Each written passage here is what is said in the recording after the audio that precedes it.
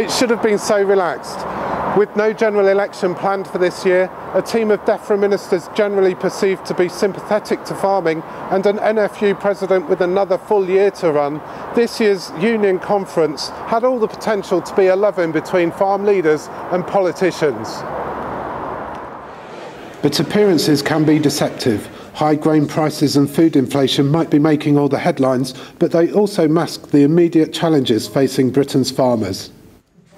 In his opening speech, NFU President Peter Kendall wasted no time pinpointing the issues to DEFRA Secretary Caroline Spellman. The coalition government has been in power for 9 months, and while Mr Kendall admitted he was delighted there was a new team at DEFRA, he said he was becoming increasingly frustrated at how the solutions to the challenges faced by farmers all too often lie elsewhere. "You have shouted loud about the government's environmental credentials," Mr Kelman told Mrs Spellman, highlighting government white papers on the natural environment and water. "But where's the food plan? Where's the food white paper that reflects the challenges?"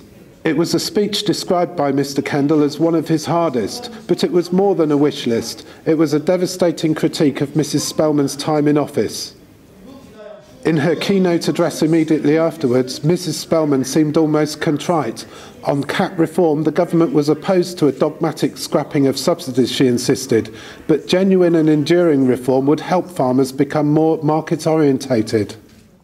Repeatedly referring to her time as an NFU sugar beet secretary, Mrs Spellman said she understood the challenges faced by farmers. "I'm certainly not saying it's going to be easy, but I can offer you a new relationship, a new partnership with government," she said. So, is the honeymoon over between this presidency and what critics describe as a Tory-led government? It's perhaps too early to say, but unless government action brings rapid results over the next few months, it could certainly mark the turning point.